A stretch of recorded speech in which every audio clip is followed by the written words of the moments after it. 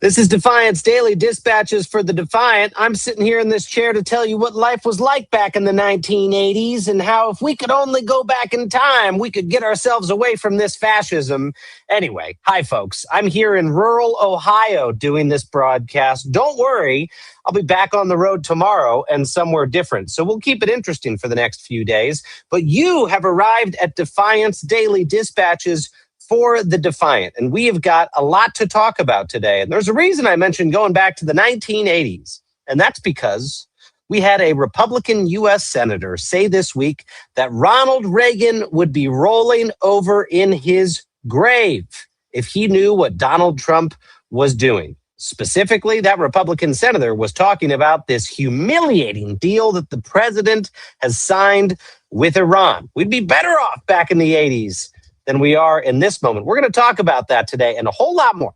But before I move on, let me say this, as I always do. Please like these posts. Please share the Defiance Daily podcast. Please subscribe to us across social media platforms. We ain't doing this to make ourselves rich. We're doing this to fight back against Donald Trump's corruption and abuses of power. That's what defiance.org does. And if you feel inspired by what we do, go check out defiance.org. Consider becoming a member of this club because our members every single week fund real actions to fight back against Donald Trump's abuses of power. Just like last night, Wednesday night, we announced that we were funding an organization called Leaving MAGA. We awarded them a $20,000 grant to help people break away from the MAGA movement, including in battleground states this November. We do real stuff. We don't just talk about it. So go check out defiance.org. Come be a part of the Club for the Courageous. I want to bring my defiance.org co-founder, Xander Schultz, into the conversation here because, Xander, we got a lot to talk about today. This is a big day and also a very bad week for Donald Trump. Yeah. Amongst a number of bad weeks, this one seems particularly bad for him. He's been on a losing streak of sorts. He's been on a losing streak and on nothing more obvious than this war with Iran, because after 3 months of this fight, countless press conferences, countless times Donald Trump has declared, we're victorious, we've won.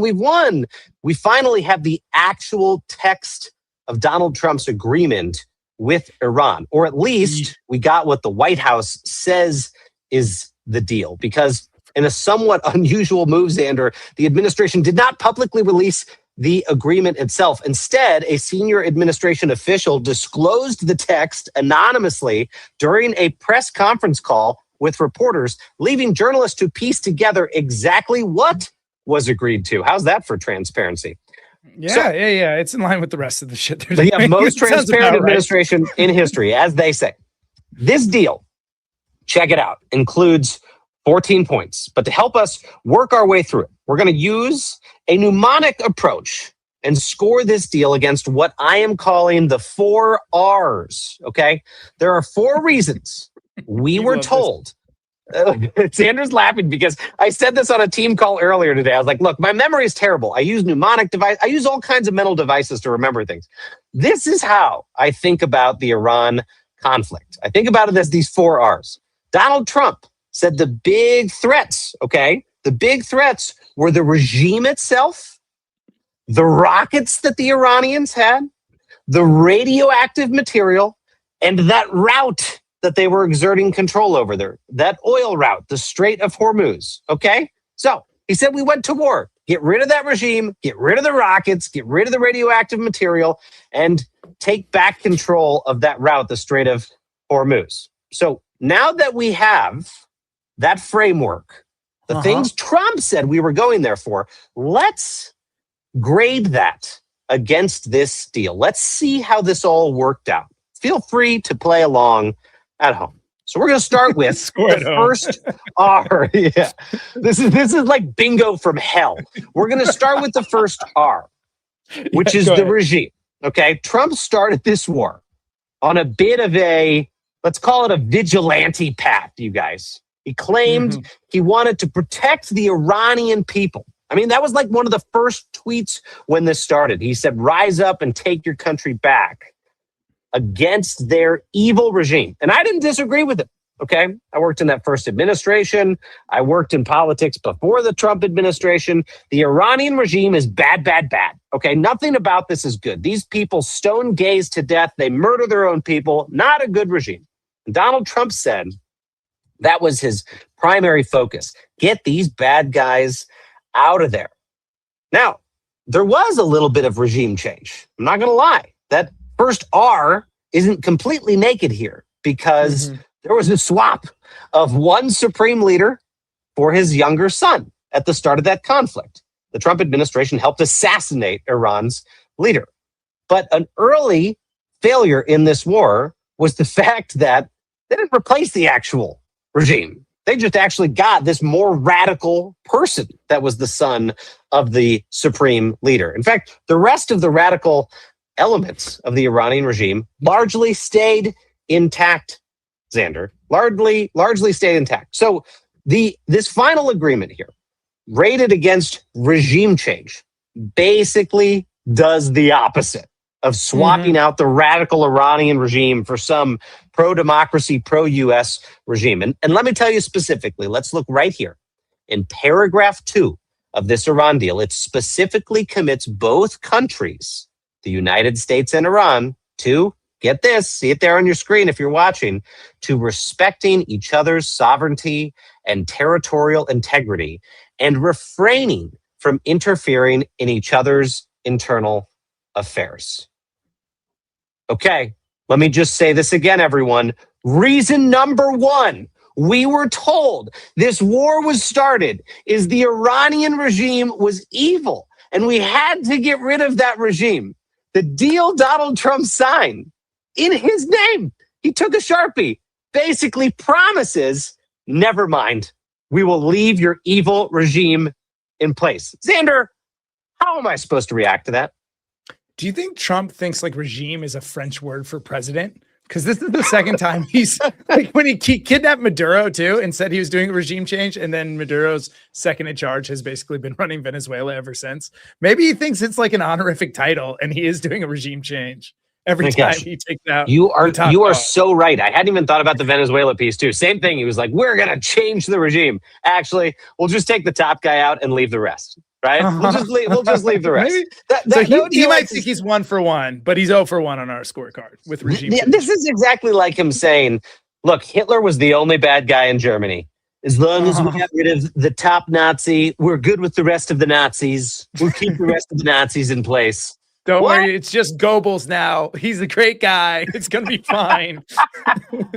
Okay, I got to shift out of the sunlight here because I'm getting worked up and it's only just beginning. I'm going to get more worked up here because, all right, so that's number 1. All right, total F on the report card on regime for why we went to this war is to check the evil Iranian regime. We have now promised with our president's signature, we won't touch them ever again. We're going to let them keep their country. The regime gets to stay in power. So there's that stupid reality. Let's go to number 2. All right, let's go to the rockets, because this is the thing you heard Donald Trump talk about second most at the beginning of this conflict. You heard him talk over and over about the rockets. Remember, you heard Marco Rubio in the opening days of the conflict go to Capitol Hill, where he said, these were his words, that the goal was to, quote, eliminate the threat of Iran's short-range ballistic missiles. Those were his exact words for why we started this conflict.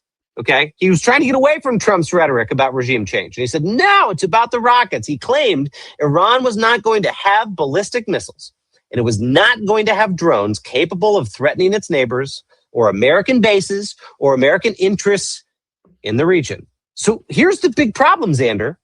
I read through this document hoping I would see language about how we're going to take the rockets. All the rockets are gone.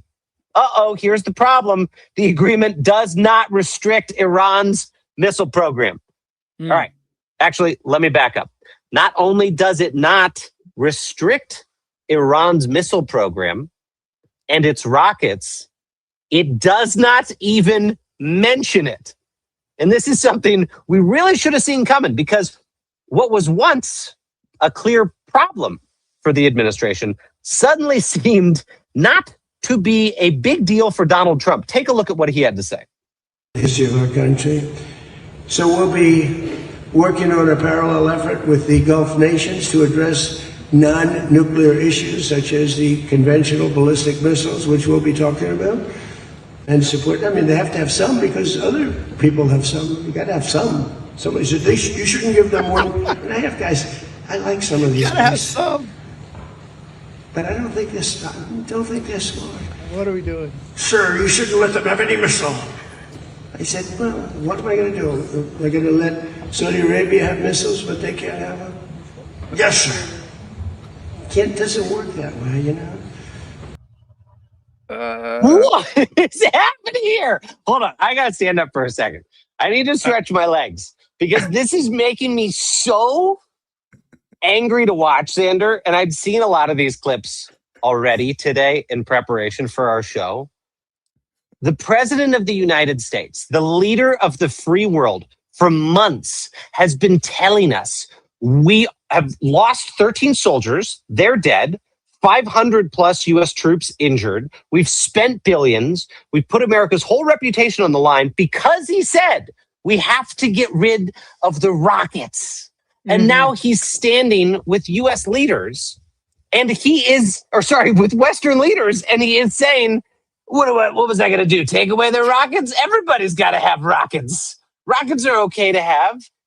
I mean, it's literally like the president was lobotomized in his second term. It's like someone cut out part of his brain and he doesn't even know the things he's saying. And I know a lot of people watching this would agree with me that it seems that way. But I'll pause for a second, Xander, because we're halfway through the scorecard. Regime and rockets. And I want to know your opinion. How are we doing here? How's the report card looking for this deal with the Iranians? I mean, it's got to be 0 for 2, right, Miles? That's got to be 0 for 2. I mean, I like, though, that he's basically said it was never on the card. His stance is that was never a thing. Everyone's got to have rockets. So Trump would say with Marco Rubio standing right behind him. How humiliating, Marco. I used to work with you on Capitol Hill when you acted like you had a spine. Now it's clear that the spine is Jell-O, and not even Jell-O brand Jell-O, like Kroger brand Jell-O that doesn't even hold up. I can't believe you were even able to stand up behind Donald Trump after having gone and sacrificed all of your credibility on Capitol Hill saying this war is about the rockets, and then listening to your boss as you stand behind him say, who cares? Everyone needs rockets. Everyone deserves rockets. Xander, I'm willing to take $300 billion investment from the Trump regime to be able to keep some rockets in my backyard, if that's what it takes.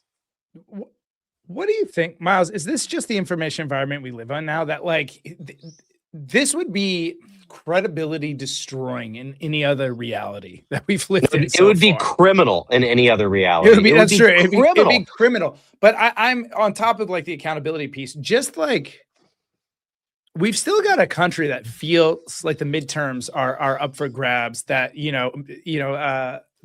MAGA might maintain its grasp on the country depending on how things shake out. How do we pierce this information environment? I don't want to digress too much, but it's just so frustrating when you see 1 month Rubio standing in front of us saying, this is our survival is on the line here, guys. These are our sworn enemies. They want us to die. They're producing nuclear weapons. This is the whole shebang. We got to make sure we get rid of this regime, and we've got to, basically destroy their ability to strike out against us or allies. Why can't the truth? Why are we so bad at circling back to the same people who saw that, who agree with this regime or follow them or vote for them, whatever their various affiliation with, and effectively put that back in front of them, that mirror back in front of them? It's just maddening. We laugh about it all the time here, but it's just clearly not happening in a substantial corner of our society. We're circling back to these promises that were so clearly made. They did press conferences around this. Well, I'm going to answer that question. I'm going to answer that question at the back end of the report card here, because I think there is a very good answer, and one that should make every Defiance.org member watching and every wannabe Defiance.org member watching get a big smile on their face. And I'm going to tell you why, because it's not working this time. They're not deceiving people this time, even their biggest, most sycophantic diehards. Next thing on the scorecard, Xander. I took your answer to be 0 for 2, right? There's 0 for 2 on we're going to take out the regime and take out the rockets. All right, let's see if this gets any better as we discuss radioactive material, because the actual issue that started this entire war before 3 months ago, last year, when Trump started bombing Iran, was about fissile material, the ingredients for a nuclear bomb that Iran had. Remember, Donald Trump struck some of those locations and said he had destroyed the nuclear program forever. And then it became clear he really hadn't. Well, the deal says, the text of the deal says that Iran reaffirms that it will not pursue a nuclear weapon. I want you to think about this for a second. Okay. We're going to talk at the back end here about how much the United States is paying to make this deal happen. But this is the core. This is the biggest concession Iran makes in this deal. And that big concession is they're saying, we repromise a thing that we promised you in the past. And let me tell you what we're talking about here. Because Iran first made that commitment more than 50 years ago when it signed something called the Nuclear Non-Proliferation Treaty. I want you to think about that for a second, because you've seen the reporting that the United States is committing somewhere between $300 billion and $400 billion to Iran to get this deal. $300 to $400 billion to get them to repromise a thing they already promised 50 years ago. But it's worse than that, because the agreement says that Iran's stockpile of enriched uranium will eventually be addressed by a phrase that should haunt Donald Trump. And that phrase is future negotiations. In paragraphs 7 through 9, the deal lays out a new 60-day negotiation period to work through the details of Iran's nuclear program. It even includes an option to extend those talks by mutual consent. In other words, after 3 months of war, the central issue that supposedly started the war is still being pushed off to future talks. The Iranians must be grinning the biggest grin. Is all they had to do to get Donald Trump's signature on this big deal was say, we promise you, again, we will not develop a nuclear bomb. And one detail worth noting, the agreement does not require Iran to ship its enriched uranium out of the country. Remember, under Obama's nuclear deal, roughly 97% of Iran's stockpile was sent to Russia. This agreement, it doesn't do that. It does not do that. In fact, I want to show you a chart here really quickly. This chart that I just saw our friend John Cooper on X post compares those two deals. Now, I'm not going to go line by line here, but if you want to see this chart, if you want to keep this chart, if you want to repost this chart, look up John Cooper, Jon Cooper, on X or other social media platforms, and I think he's posted this across platforms. This is breathtaking. Of any image I've seen comparing Donald Trump's super shitty, completely unprecedented deal with the Obama deal, this is the best. It shows you that Barack Obama and team, by the way, full disclosure, I opposed that original Iran deal. And now I'm eating crow. I'll eat 20 crows because by comparison on this chart, Barack Obama's deal was a steal. And Donald Trump's deal is the worst capitulation I've ever seen from an American president, full stop. I've got more to say on that in a minute. So Xander, we're 3 of 4 here, and no winning. No winning because still nothing on the scoreboard for Team Trump. Because the nuclear deal is the nuclear material basically, as of right now, gets to stay in Iran, doesn't get shipped out of the country, and all Iran had to do was repromise us something. Sorry, go ahead. No, I was going to say, and you also know they probably rejected the Obama deal because it's not like we had to re-dream up what a deal would look like. Like we know what the Obama deal looked like. So I'm sure that was put in front of them. They go, how about just this again? Please God, just let us go back to this. We want to get out of this. The president is bored and asleep half the time, doesn't want to deal with this anymore, is getting killed at home for it. Can you take this? And I'm sure part of that 60-day negotiation was Iranians going, no, and we'll talk about it. There's literally no Republican anywhere I have heard explain how this deal is even in the universe of being better than the Obama deal. No one, Yeah. because they can't. There's not. I mean, we live in an age of super spin where Donald Trump tries to sell anything. He can convince people that putting them in prison is better for them than having them out on the street. There's no spin here. There's no way, folks, to describe this as better than what we had before, better than the deal I watched Donald Trump rip up in the first term. But that leaves us with the final R, because this is where it gets worse than anything. That final R, I said, was resources and routes, the Strait of Hormuz, something that wasn't even an issue until this war started. And I mean, within days of the war starting, the regime, the rockets, the radioactive material, people stopped talking about that. Why? Because the Iranians closed the Strait of Hormuz. So the whole war became about reopening a thing that had already been opened when it started. And this is where the deal is like a stake in the heart of this administration's promise to the American people, because while key concessions are being kicked down the road, one thing is laid out very, very plainly in this text, that Iran is going to be in a better spot than ever when it comes to the Strait of Hormuz. According to the agreement, hear me out here, according to the agreement, the United States, one, will begin lifting its naval blockade. So the Strait of Hormuz will remain in Iran's full control. Two, Iran will be issued waivers so it can resume its oil exports. Iran had been sanctioned for years. Bad regime, evil regime. We're not going to let them sell their oil on the global economy. Now we're telling them, we're going to let you take control of the Strait of Hormuz, and we're going to let you start selling your own oil through there a lot more openly. Then three, the U.S. Treasury will permit financial transactions connected to those exports. We're going to stop sanctioning them. And then four, Iran will gain access to frozen assets related to oil and other things that could total more than $24 billion. Some of that reportedly has already happened to make this signature possible. And as we noted earlier this week, Xander, the agreement establishes a pathway toward a reconstruction and economic development package worth at least $300 billion. So, in other words, Iran got extraordinary resources. It got its route reopened and back into its full control. And America basically got a calendar invite. Join us for future negotiations. What do you make of that? For the low price of $300 billion, we got a calendar invite.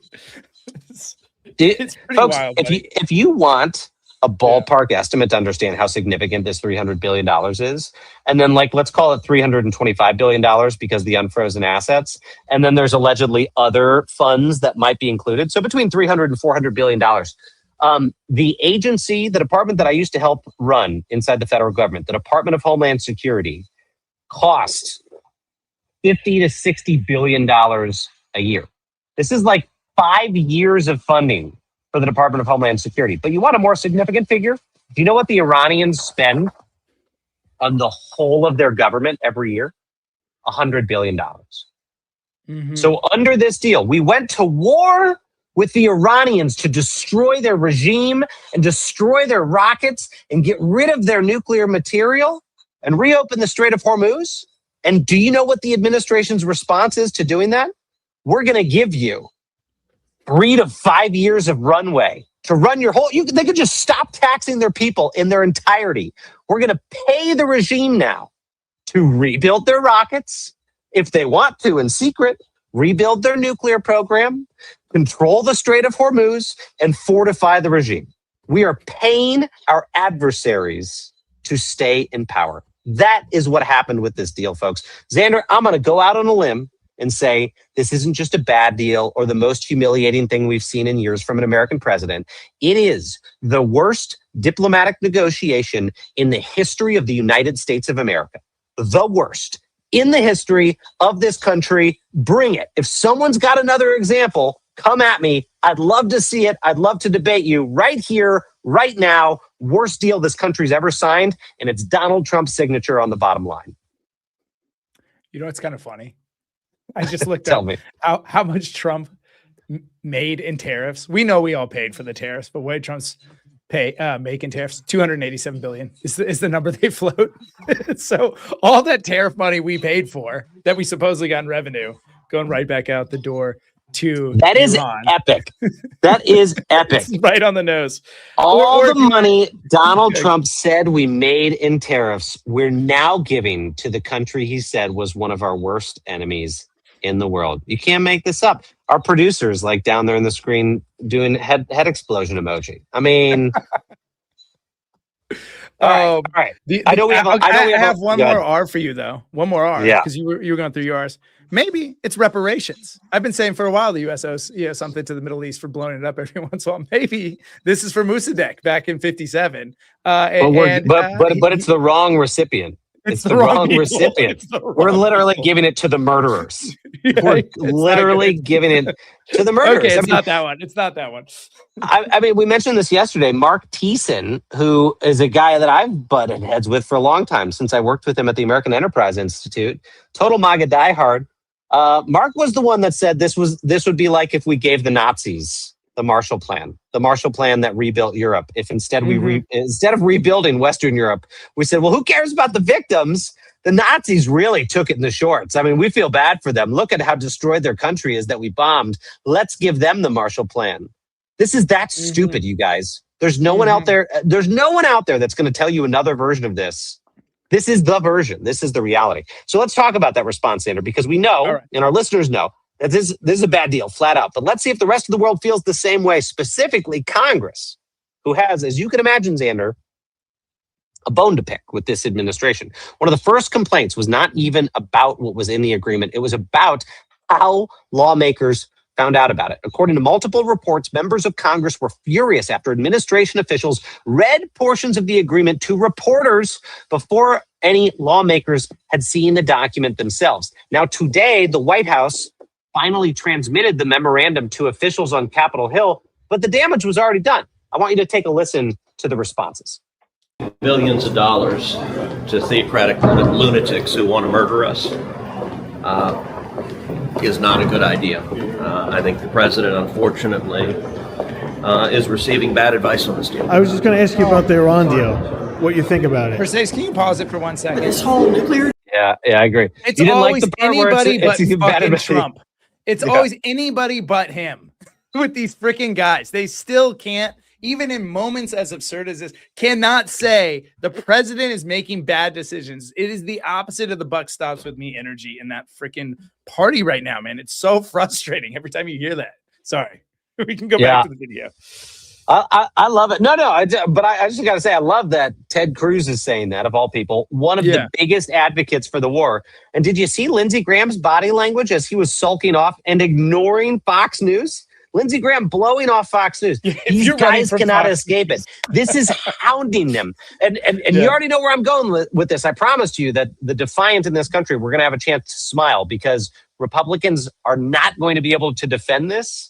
And they're going to lose their races because of this. This is going to be the death knell for the MAGA movement. Mark my words, baby. The death knell for the MAGA movement is the worst diplomatic deal in U.S. history signed by Donald Trump. But let's keep going. I think we have the rest of that clip. If we do, let's check it out. No better than what we had back in 2015, back when Barack Obama cut the deal. And that's where Donald Trump winds us up after all of this. God, what an embarrassment. We went to war for what? The idea of doing something in the Straits of Hormuz. The Straits were being used peacefully before our invasion, and now we have to negotiate they'll be used peacefully in the future. It's going to get access to its frozen assets, and what is Iran giving up for this? Nothing. Nothing. They're merely reaffirming what they've said before about nuclear weapons. Well, all I've seen is public reporting about it, but the public reporting to me suggests we're giving up an awful lot more to get a lot less than the JCPOA. Donald Trump couldn't explain why he got into this war. Remember, it was going to be about regime change. And now he can't explain how to get out of it. I want them, Xander. I mean, look, the opposition is scathing right now. It's not scathing enough. Okay, they need to say what I said earlier. Not that this is bad, not that we got less than we put in. They need to say what this is. This is the worst diplomatic agreement that America has ever struck. It is the dumbest. It is the most loser agreement we've ever had our president put his name on. And I want to quote someone. Senator Cassidy, Republican senator, said this on social media. He wrote on X, quote, Reagan is rolling over in his grave. Iran's nuclear ambitions were not curbed, and they have learned that threatening the Strait of Hormuz works and will undoubtedly leverage it in the future. Now, Iran gets to build brand new infrastructure under this deal. Before the war, the strait was open. Iran was being crushed by sanctions, and 13 U.S. service members were still alive. Now, 13 Americans are dead.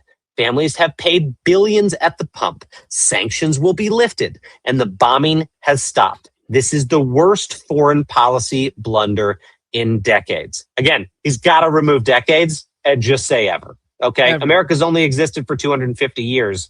Nothing as clearly stupid as this. We've made stupid decisions, but never a diplomatic agreement that was this dumb. And read what Senator Roger Wicker had to say. Senator Roger Wicker said, the Iranian regime has not renounced its ultimate goal, death to America, death to Israel. The regime will invest every penny it receives to further that aim. Roger Wicker ain't a Democrat, Xander. If people don't know him, he's a Mississippi Republican senator.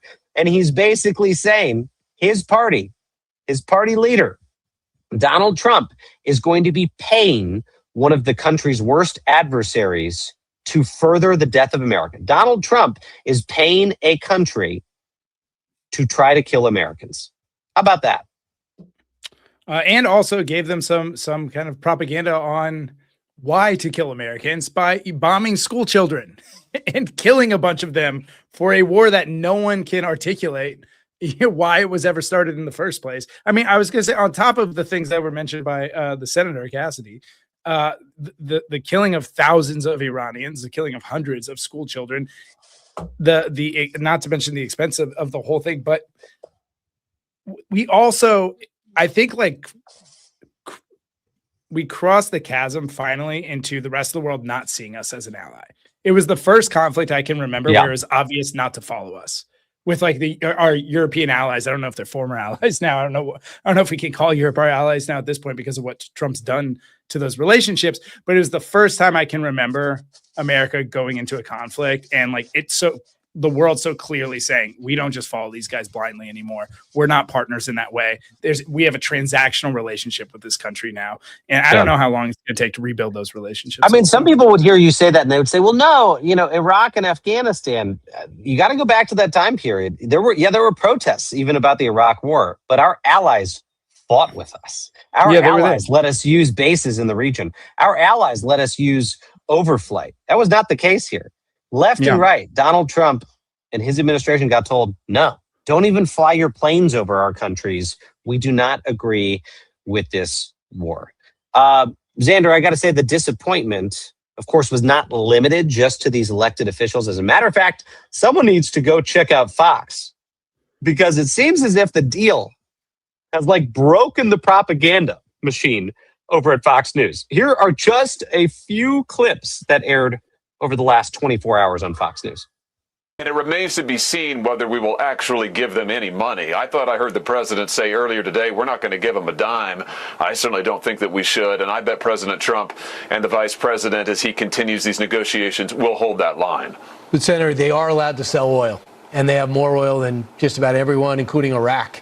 And that'll be the first time in decades they're able to sell oil on the open market. They're usually using ghost fleets and rusted out tankers to deliver it to our let's say our rivals like China and China.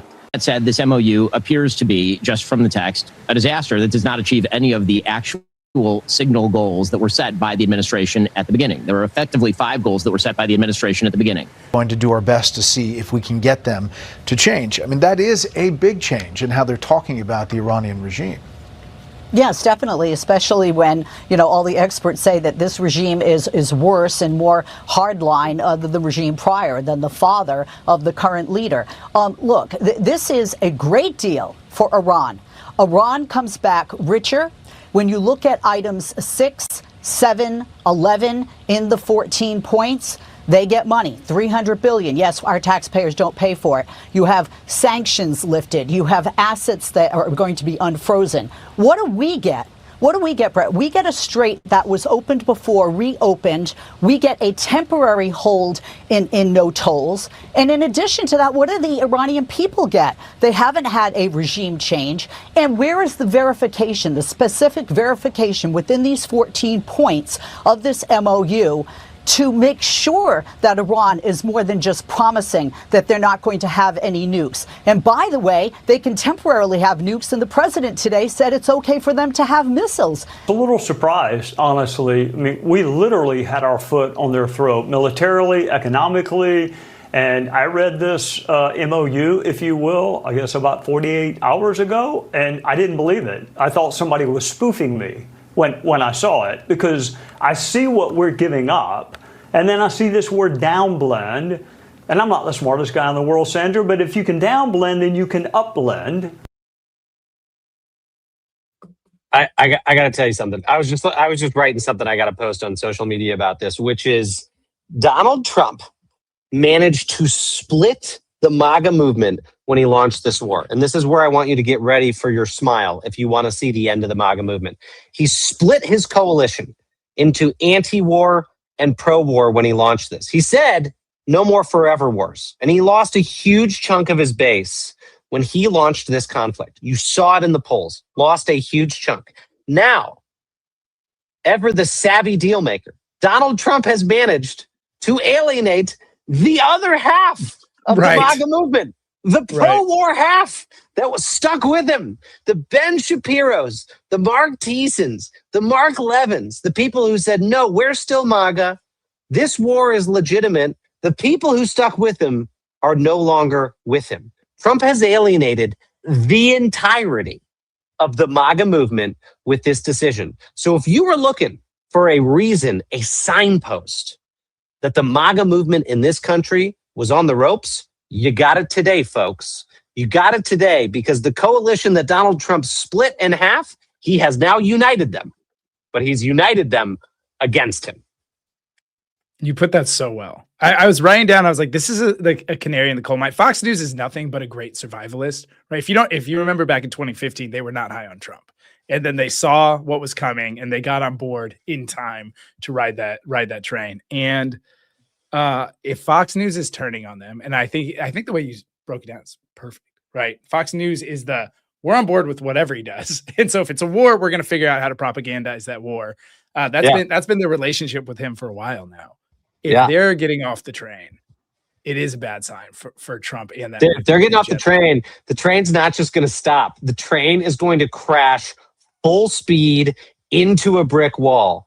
I mean, you may think I'm being optimistic here. I am telling you, folks, he does not recover from this, because Republicans are going to get asked about it over and over and over. And they're going to be terrified to go back and campaign this fall. Because remember, you can't campaign from the basement of your house. You got to go out and do rallies. You got to go out and do fundraisers. And ordinary MAGA folks all across this country are like, well, what the hell did we even vote for? Let me put it another way. Donald Trump accused me, Xander, of treason, a crime punishable by death in the United States, for criticizing him, okay? Donald Trump is now planning to give hundreds of billions of dollars to a regime that wants to murder Americans. I want you just to ask yourselves, what sounds more treasonous? Exercise of First Amendment rights, or paying people who want to kill Americans to continue on their odyssey of killing Americans? I'll let you decide what the definition of treason is, but I think you can guess my view. Xander, before we sign off for today, and I hope people at least smiled knowing MAGA movement is against the ropes. We're going to have a lot more to say about that. But we do want to talk about how tomorrow is Juneteenth. And we're not going to be on the air. It's a federal holiday.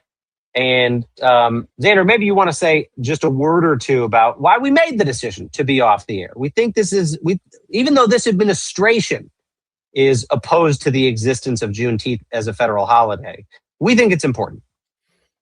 Look, the history is still what the history is, despite Trump trying to rewrite it. Juneteenth celebrates the official end of slavery. Technically, it ended 2 years before that, but slave owners failed to inform slaves that they moved to Texas, that slavery had ended. And so what it does is actually celebrate the end of slavery and those last slaves being informed that slavery has ended. Recently, it was turned into a federal holiday. I think it is one of the most important holidays we have because it is an opportunity to reflect on the failed promises of our country. And in that reflection, it allows us to dream about realizing those promises. And it allows us to commit to being allies to the groups that have been failed and oppressed in this country, and envision something that includes us all.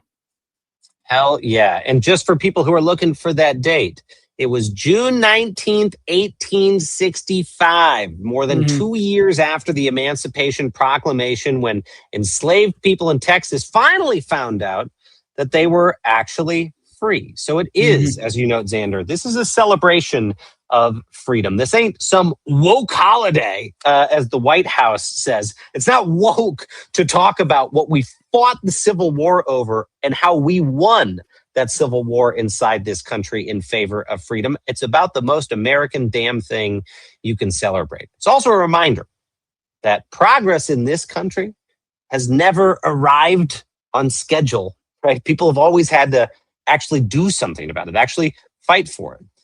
Which brings us to something we've been watching closely this year, because while our country prepares to celebrate Juneteenth tomorrow, the Trump administration has spent months trying to reshape how Americans understand their own history, namely by erasing it. We talked about that yesterday. We talked about how the administration has been pulling down monuments and historical exhibits that even mention slavery. But if you erase that struggle, you erase the lesson.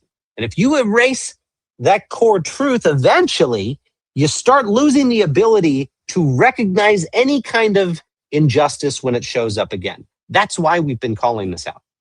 To help us talk about why Juneteenth still matters, why voting rights in this country remain under attack more than a century after they were supposedly on the path to being made equal for everyone, and why history itself has become a political battleground, we are joined tonight by someone who has spent his career organizing communities and also fighting for democratic participation. I want to welcome onto the program, friend of Xander and mine, friend of Defiance.org, Mondale Robinson, who is founder of the Black Male Voter Project and the mayor of Enfield, North Carolina. My friend, it is wonderful to have you back on the program. Thank you for bearing with us during that windup. We had to body slam this Iran deal, but we're so glad you waited for us.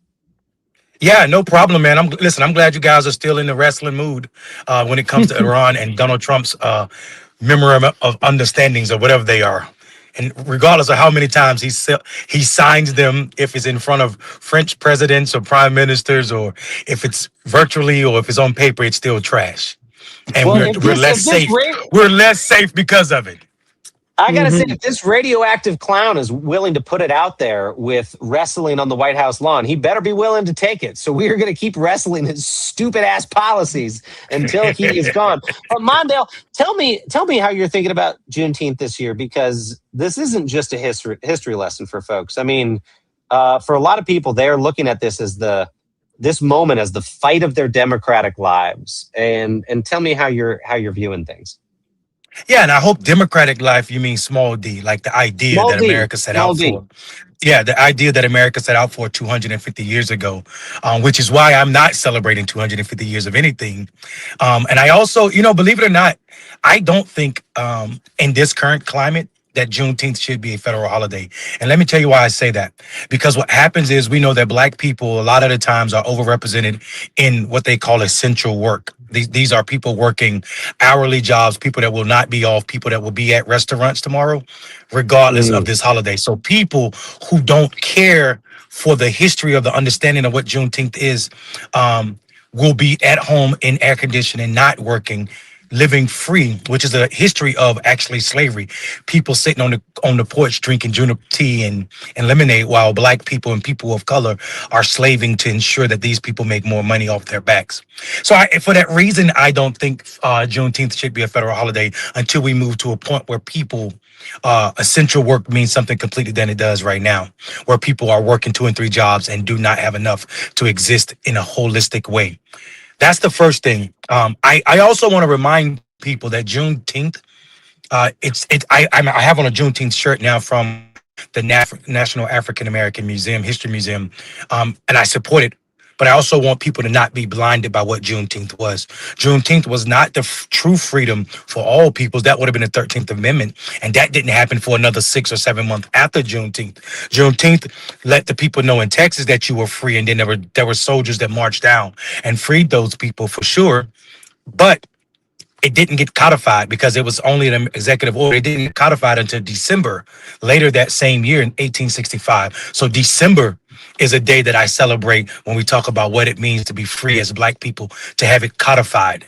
Unfortunately, we've only had 27 amendments to our Constitution, which means halfway through this experiment called the United States, Black people didn't even have freedom. It wasn't until the 13th Amendment. With all of that in mind, with the attack on Blackness that this administration has been and continues to be, I'm still celebratory in the fact that in the face of all of this, in spite of all of this, we still see resistance fresh on people's mind, well-meaning white people and Black people who understand what it means to be at fight, war for equity. Those who don't see DEI as dirty words, those that understands that when we are diverse in our population, we are better because of it. So I'm super excited about that, and I'll be thinking about that tomorrow, as I have been since Donald Trump came back into power. And I think Juneteenth should be a reminder that while titles matter, he's listed as president, Donald Trump in this moment is behaving as king. So we say we have no kings, but he's showing up as a king. And if we don't fight back, if we don't resist, then he will surely remain in power as if he is a king. Monday, you talked about the economic challenges of so many people right now. One of the things that has me the most excited, is something that our heroes, you are my heroes before I've played with the idea of, which is, MLK talking about the Poor People's Party, Fred Hampton with his Rainbow Coalition and bringing in the Young Patriots into his coalition.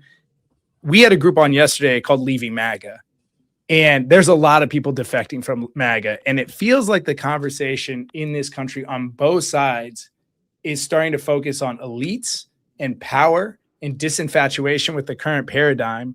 And I think that that dream of kind of uniting the economic struggling groups in this country for the first time, maybe ever, in some ways, is more possible than ever before, because we're having a class conversation like never before.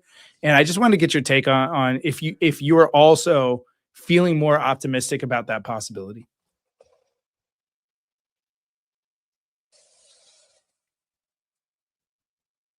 Oh, maybe frozen. Yeah, that might be reality telling me my optimism is a bit too much about that Rainbow Coalition. I think we lost Mondale. Hello? Yeah, we got him back. Yeah. You caught my question. Oh, I want to be heard. I want to be heard in this moment. Yeah, we can hear. Thumbs up if you can hear me, because I want to talk. Yeah. Okay, perfect. Yeah, we can hear. So I listen. Oh no, this is so. I would pay for Mondale's TED Talk on this. So would I. So would I. We got to send a NBC News crew out to get him with a studio truck. This happens all the time when I bring up my organizer friends, because they're just on the road organizing, and so they're always in like some car in some faraway place. They're like the most incredible speakers in the country. This happened last time we brought on Latasha too. I gotta say though, it was what Mondale already said about Juneteenth. Hits hard, man. It hits extremely hard, and I think it's a reminder that you don't celebrate these days to just rest on your laurels or to admire your belly button while thinking in the back of your mind that we've fixed it all. Right? You got to use it for a purpose. Oh, I think he's back. I think the great Mondale Robbins is back. The universe don't want to hear us. Listen, Xander, you're They're talking trying about to poor stop people the Rainbow uniting. Coalition, man. Listen, no, I mean, even before the Rainbow Coalition, we gotta be reminded. It is not the first time that poor people got together, poor white and black people, right, in this country. Bacon's Rebellion was just that, and people don't even remember before Bacon's Rebellion happened in Jamestown, Virginia, where poor white people and poor black people got together and said, "We are tired of the elite who are extending our so-called indentured servitudes from beyond 7 years, and we're tired of them keep working us past what we were supposed to be working."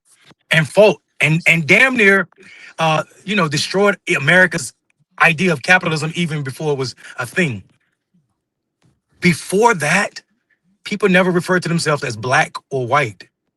It was after Bacon Rebellion that they started dividing people by black and white. It was after Bacon Rebellion that they give white people the right to get married. It was after Bacon Rebellion that they tell white people that they could actually get married, and black people who were indentured servitudes, which would become slavery, could never get married. It was after Bacon's Rebellion that they told people, white people, that they could never be made slaves or indentured servitudes for life. It was then that they said white people from European nations could be the only people that become American citizens. What I'm trying to say is that the power of poor people of all colors coming together is so powerful that they created the ugliest and most evil system ever, racism. Racism was created because poor people, white and black, got together and said we would be damned. And I think in this moment, they are on the cusp, as you said, Xander, pushing people back to this idea that we are enough. Let them be well moneyed, but that could be the end of them. That could be the greed. The first trillionaire in the world could be enough to drive people to the point that they say this is not what representative democracy looks like. And I'm excited about that moment as well. Can I ask a quick follow-up, Miles? Please do it. Mondale, what do you think we need to do to realize that? Like, what can us as organizers, what can like the broader pro-democracy or even just Americans all over the place, what do we need to do to realize the building of that coalition? Yeah, I first of all, I think there has to be the voice of our politics from the consultant class. The idea, the pollsters, those who are a part of making these billions of dollars, that have not sat and listened, those that are not valid and verified by communities, struggling communities, should no longer be allowed to speak. Stephen A. Smith should not be allowed to speak for black men. Tim Wise, as smart and great as he is, should not be allowed to speak for what it means to be what's progressive ideology. I think we should get back to communities. We need to be in the ghettos of the world and speak to these people, and these people speak on their behalf. And until we do it to our politics, divorce from these rich political class. I think we lost Mondale there. In the middle of a nation-building speech, nonetheless. That's right. That's right. Well, here's what we're going to do. We're going to find a time to have Mondale on where we're going to go into more detail. I'll say both times he's been on this program have been spectacular, and his words from earlier already ring very true as we go into tomorrow. Xander, I want to do this before we jump today. I want to mention who is joining the Defiance in this country, because we usually end our program with this segment, who is joining the Defiance, but occasionally we do something a little bit different, and that is in honor of Defiance. When a defining member of the Defiance has left us on this earth, but leaves behind a legacy for us to continue to build this movement on, we want to hold a special moment for that. And today, we are honoring someone who has been defying longer than any of us, longer than almost any of us. Maybe there's a handful out there. And that person is Beatrice Lumpin, who was, and I believe I can say this fully, a badass 107-year-old woman who spent her life speaking out against corruption and fighting for democracy as a lead organizer for the Chicago teachers and a civil rights icon to boot. However, sadly, this week she passed away. While most 107-year-old folks spend their days at home or with family, Bea, in classic Defiant fashion, spent her last years on the front lines, speaking out against Donald Trump and his administration and serving as a beacon of defiance for all of those who were lucky enough to meet her. So I want you to take a look at some of those moments that we compiled. 107-year-old woman here named B. She's been active with the Chicago Teachers Union. She's been active with the Steelworkers Union. And she is saying no kings today. Long fight, but it's the only way to go, and we are winning. It's nice to be on the winning side. Wow. For the most basic democratic rights, when we come out here and we say no more on Iran and get out of Iraq. Woo! And we have an overwhelming majority in this country that feel the same way, but we are not united. So that's our job. Ooh. I think that hit. Hit. I always know when something's hitting Xander. I can see it coming. Down the pike. That's pretty cool. May we aspire to be that selfless. Like, she knows she's not going to see the outcome from this fight at 107, you know? And it's probably uncomfortable to be out there. Certainly uncomfortable. It's uncomfortable for anyone to be out there in a Chicago winter. That look cold out there. Yes, yeah. You know, and she's not going to reap the rewards of her activism there. And she's certainly done enough to, you know, sit back on her laurels if she wanted to at this point. But I've been saying all week that it's an all hands on deck moment. It's so cool to see her continue to be in the fight nonetheless. And I'll say the Chicago Teachers Union, a lot comes out of that. We actually spoke with them when we were supporting the labor strike earlier this year. They were one of the core organizers of that labor strike. So the Chicago Teachers Union is not just a kind of local union. They've been the genesis for a lot of the modern movement here in America. Yeah. Well, we lost her this week, and she passed away. But I think leaves, you know, you can aspire to that type of legacy. You watch someone like that, whether you live to be 50 or 107, that's what you should aspire to, is a person committed to their values all the way through. And good on her for that. And I'll also say to those who, if you got a little birdie in your conscience saying maybe you haven't been the person that you want to be, it is never too late to do the right thing. It is never too late to do the right thing. And that ain't a kindergarten lesson. It's real, friends. We confront it every single day. It kind of feels like one when you're in that chair with this background. You do have a Mr. Rogers type vibe going from that. It's never too late, kids. Let me tell you, friends. Well, look, I will say this. We honor B. Lumpkin here at defiance.org. We thank her for her courage and her inspiration. And we hope she rests in peace, and we'll be thinking about her. So she doesn't just join the Defiance, she joins the Defiance in eternum as a forever member. So thank you, B. That is the end of our show today. We do not have time for questions, but I will say, folks, there's going to be a lot of time for questions next week. There's going to be a lot to talk about next week, including we already are prepared to tease the action we're going to take next week to fight back against Donald Trump. And I think y'all are going to love it. If you are a defiance.org member, you're getting ready to do something. You don't even know this yet. You're getting ready to do something we have never done before. And you are going to get your name attached to something extremely important going into the midterms. You said you wanted us to focus on protecting this election. And we have found a very, very powerful way to highlight the corruption in this country, to get out there and do something about it ahead of our elections. You're going to get to be a part of it. And not just you.